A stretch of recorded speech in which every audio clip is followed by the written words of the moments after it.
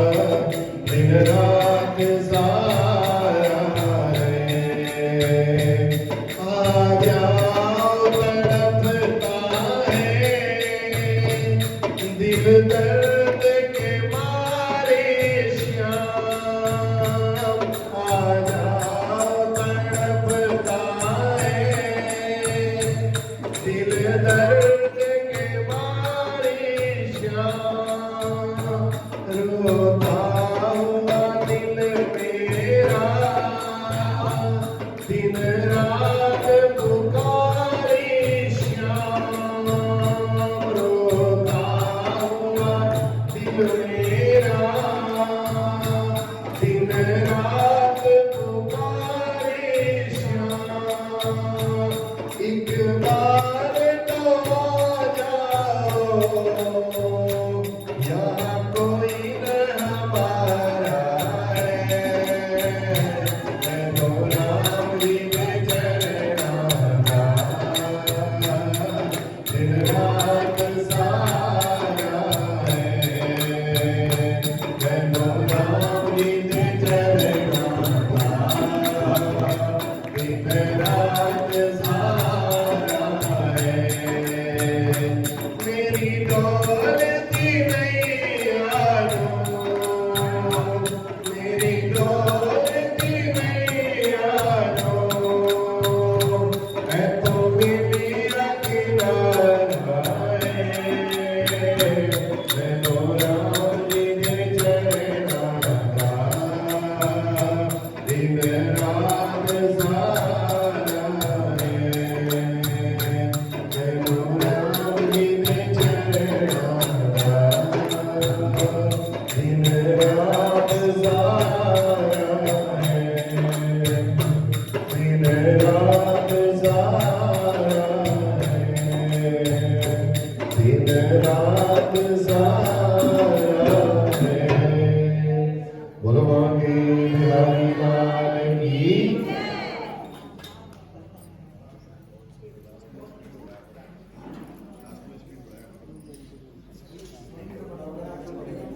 ये जय हो।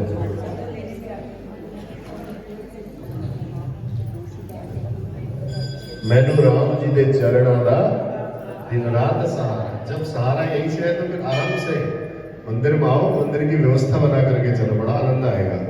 थोड़ा ऑड तो लगता है प्रतिबंध लगाने में, लेकिन हर एक को टोकने से अच्छा है एक सीमा बना दी जाए, उस सीमा के अंदर ही रहोगे तो अच्छा लगेगा, बार बार किसी को बोलना नहीं पड़ेगा।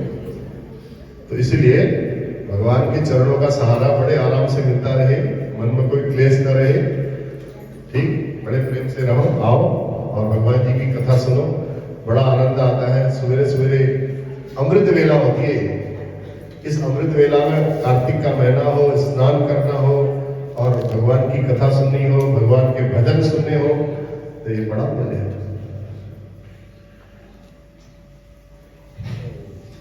चलिए, कल बड़ा त्योहार आपने संपन्न किया, तो खाना पीना भी खा लिया होगा, जोर जोर से बोलना भी चाहिए भजन में। नहीं खाया अभी, तो इसलिए यम प्रव्रजन्तमनुपेतमपेत कृत्यम द्वैपायनो विरह कातरसाजुहावः पुत्रेति तन्मयतया स्तर्वोऽभिनेदुं स्तं सर्वभूतहृदयं मुनिमानतोऽस्मि। सच्चिदानन्दरूपाय विश्वोत्पत्त्यादिहेतवे तापत्रयविनाशाय श्रीकृष्णाय वयं नमः।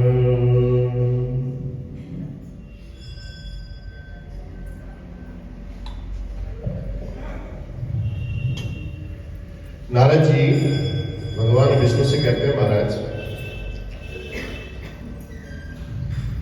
कार्तिक का व्रत एक ऐसा है जिसको प्राप्त करके सभी जीव, सभी प्राणी सब भगवान के आश्रित रहते हैं। देखो,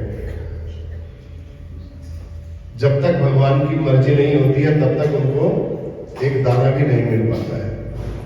तो कहा महाराज ब्रह्मा जी से पूछने लगे तो कार्तिक व्रत को प्राप्त करके जैसे व्रती लोग भगवान के चरणों की सेवा करते हैं, भगवान को प्राप्त होने के लिए, भगवान के चरणों को प्राप्त करने के लिए इतना व्रत और तप करते हैं, तो महाराज इस व्रत को कैसे शुरू करना चाहिए, कब से शुरू करना चाहिए इसको?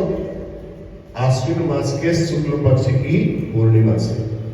विधि व्रत उस दिन बोलते हैं, विधि व्रत। जैसे करवा चौथ का व्रत होता है ऐसे विधि व्रत भी होता है। विधि माने ब्रह्मा, ये ब्रह्मा जी का व्रत है। तब ब्रह्मा जी कहते हैं नारद जी ये एक विधि व्रत है, इसको मैं आपको बताता हूं जो बड़ा पुण्यदायक है। इस व्रत को करने से सदैव पुण्य की ही प्राप्ति होती है और विशेष रूप से सौभाग्यवती स्त्रियों को तो ये अवश्य करना चाहिए।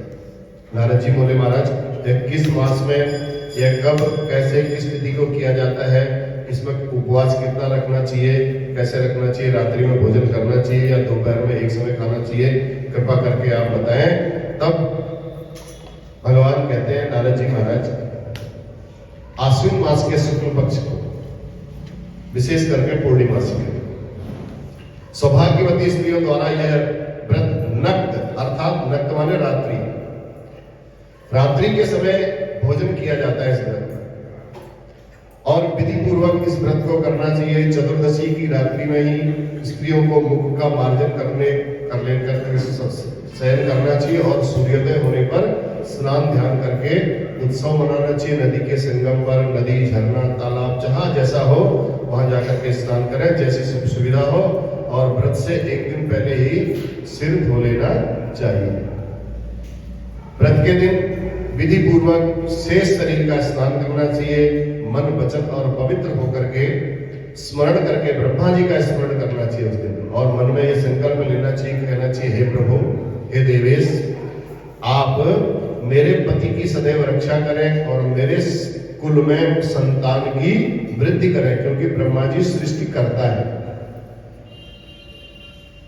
इस मंत्र का उच्चारण करना चाहिए। फिर सूर्य भगवान को जल देना चाहिए, अर्घ्य देना चाहिए। उसके बाद बढ़िया सुंदर वस्त्र धारण करके इस दिन बहुत श्रृंगार करके, मुक्तामणि जो भी आप पहनते हो, श्रृंगार करके अपने गहनों से अपने शरीर को सजाना चाहिए। स्त्रियां सौभाग्य, रूप, ऐश्वर्य और श्रेष्ठ, ऐसा करने से श्रेष्ठ संतान को प्राप्त होती है, उनका सौभाग्य को प्राप्त होती है। इस व्रत में के दिन कुछ खाना पीना भी नहीं चाहिए, बिल्कुल वैसा ही। गीत, वाद्य, मंगल, वार्ताएं सुनना, सुनाना, गाना भी चाहिए, सुनाना भी चाहिए भजनों को, और भगवान के सामने सजावट में पूरा दिन बिताना चाहिए।